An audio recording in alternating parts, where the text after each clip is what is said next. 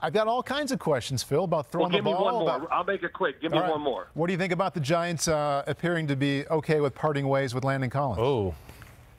I understand it.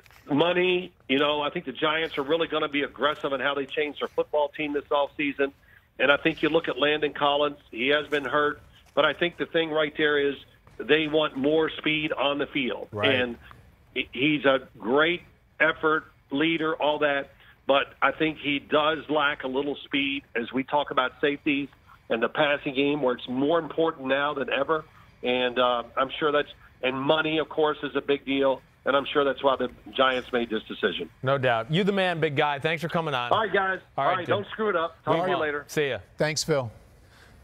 And I know you also, first of all, it's great. Your dad, it's just fun to talk. I told you. You could literally do it all day. I told you he'd be lucky to get words in because he hasn't had anybody to talk to all week. So here we do. We call him. He can't wait. Sometime I want to have him on where we can be with the football and he can talk us through his way of throwing the ball. Sure. I didn't follow. I wanted to so many times. Yeah, we'll get him. Talking prospects about the right way to throw it, his way of doing it. Sometime we'll get into that, and because it is different. Yes, it is different than the way a lot of people think that you should throw the ball. Yeah. You also think Landon Collins no longer a Giant if it goes that way is okay. Yeah, well, this is like the number one thing I get asked by my friends in the New York area right now. Of course, we're up here in the Northeast, and I grew up as, my dad was the quarterback of the Giants, and I'm a Giants fan, and all my friends, a lot of them are Giants fans, and how could we be doing this? What are the Giants doing?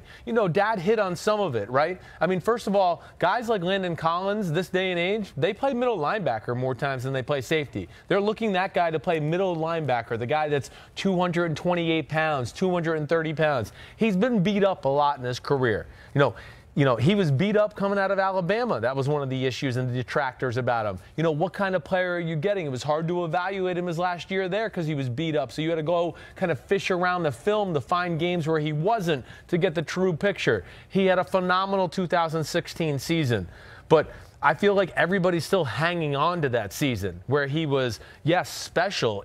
You said it before we got on, kind of in the conversation for NFL Defensive Player of the Year that year, which he should have been. He was that special with some of the interceptions, the pick sixes, all those type of things.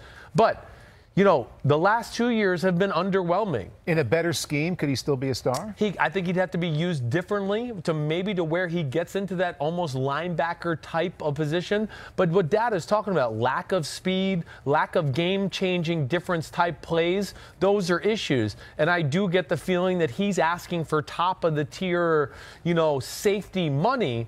And I would just go, yeah, okay, I'm all for guys getting more money, but I just think it's a little unrealistic in this case. I don't think he is a top-tier safety in football at this point. Hopefully he gets back to that. I know he's a good guy. I root for him that way.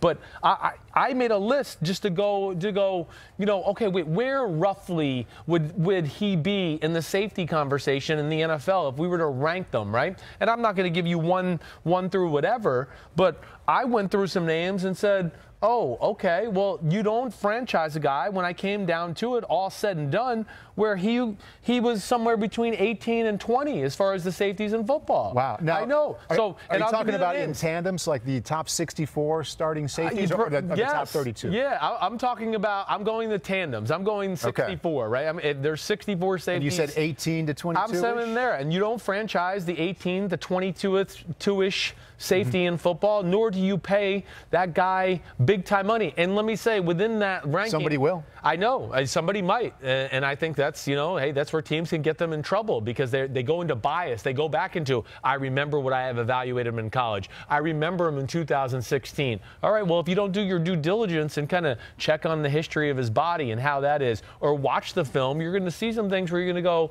wait, why am I going to pay this guy, $10 million a year, $11 million a year. But let me just throw out some names to just show the point. Like, okay, Devin McCourty.